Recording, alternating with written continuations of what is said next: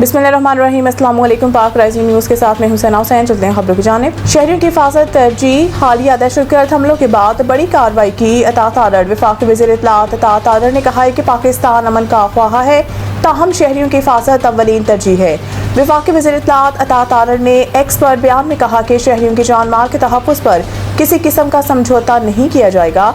National action plan के तहत वफाकी एपेक्स कमेटी से मंजूर शुदा विजन अज़म इस्तेहकाम के तहत सिक्योरिटी फोर्सेस और कानून नाफिज करने वाले इदारों की दहशतगर्दी के खिलाफ मुहिम पूरी शिद्दत के साथ जारी रहेगी, ताकि बैरूनी सरपरस्ती में होने वाली दहशतगर्दी का मुकम्मल खात्मा किया जा सके।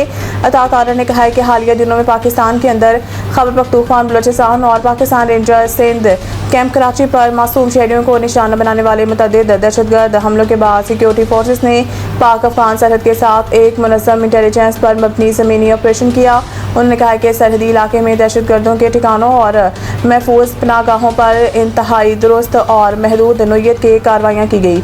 इन कार्रवाइयों में जमात अल हरार और फितना ख्वारिज से ताल्लुक़ रखने वाले 29 ख्वारिज हलाक हो गए।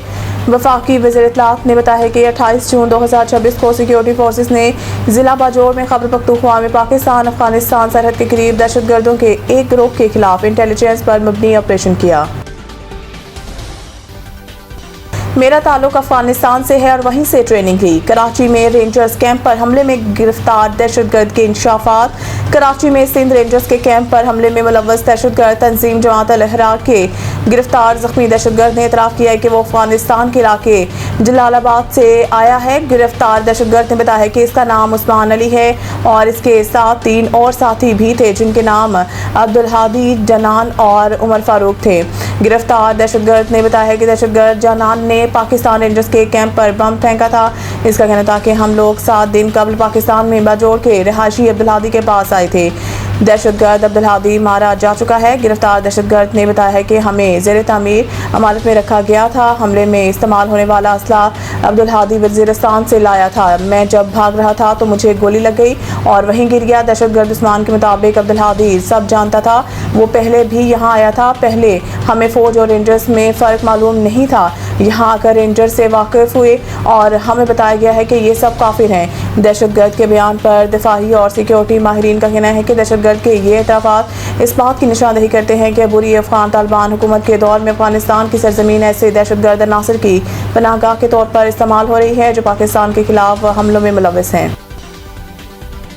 10 जुलाई से पाकिस्तान में गैर कानूनी मुक़ीम अफगान शहरियों की फौरी गिरफ्तारी का हुक्म। वफाकी वज़ारत दाखिला ने पाकिस्तान में गैर कानूनी मुक़ीम अफगान शहरियों से मुताल्लिक़ अहम मरासला तमाम सूबों के chief secretaries, chief commissioner Islamabad और मुतल्लिक़ा इदारों को अरसाल किया। मरासले में 10 जुलाई से बगैर कारआमद वीज़े के पाकिस्तान में गैर कानूनी मुक़ीम अफगान शहरियों की फौरी गिरफ्तारी के अहकाम जारी करते हुए सूबाई हुकूमतों, ज़िला इंतज़ामिया और कानून नाफिज करने वाले इदारों को अहकाम पर सख्ती से अमल दरामद की हिदायत की है। मरासले में कहा गया है कि वीज़े की मुद्दत ख़त्म होने के बावजूद पाकिस्तान में मुक़ीम अफगान शहरी भी कार्रवाई की ज़द में आएंगे।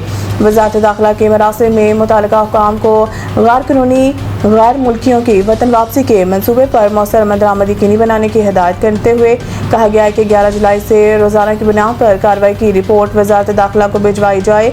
योमिया बुनियाद पर दी जाने वाली रिपोर्ट में बगैर वीज़ा मिलने वाले अफगान शहरियों की तादाद, कार्रवाई और मौजूदा हैसियत शामिल करने का हुक्म देते हुए इस मामले को इंतहाई अहम करार और इस पर फौरी और मुकम्मल अमल दरामद की हिदायत की है।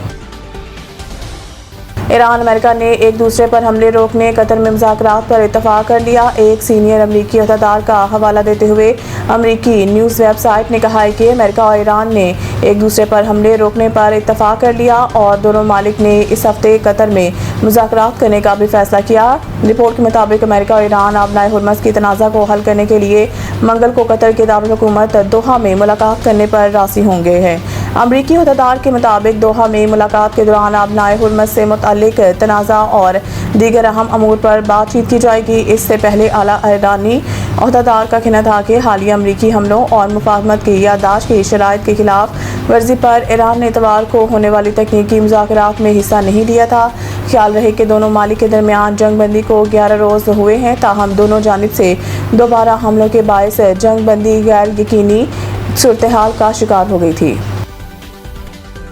फीफा वर्ल्ड कप कनाडा ने जनूबी अफ्रीका को हराकर तारीख में पहली बार प्री क्वार्टर फाइनल के लिए क्वालिफाई कर लिया। फीफा फुटबॉल वर्ल्ड कप 2026 के मुश्तरका मेजबान कनाडा ने जनूबी अफ्रीका को 1-0 से शिकस्त देकर प्री क्वार्टर फाइनल में जगह बना ली। वो मेगा इवेंट में इस मरहले में पहली बार क्वालिफाई करने में कामयाब हुआ है। लॉस एंजल्स स्टेडियम में खेले गए मैच में पहले हाफ में जनूबी अफ्रीकी टीम का पल्ला भारी रहा। उनके खिलाड़ियों ने वक्फे से कैनेडियन गोल पर हमले किए मगर कामयाबी नहीं मिल सकी। दूसरी जानिब कनाडा ने इस हाफ में सबकत हासिल करने की पूरी कोशिश की लेकिन उनको भी कामयाबी नहीं मिल सकी। पहले हाफ में कोई टीम भी गोल ना कर सकी। दूसरे हाफ में दोनों जानिब से खेल में कुछ तेजी दिखाई दी लेकिन बर्तरी किसी को ना मिल सकी। मज़ीद न्यूज़ अपडेट के लिए देखते रहें पाक राइजिंग न्यूज़।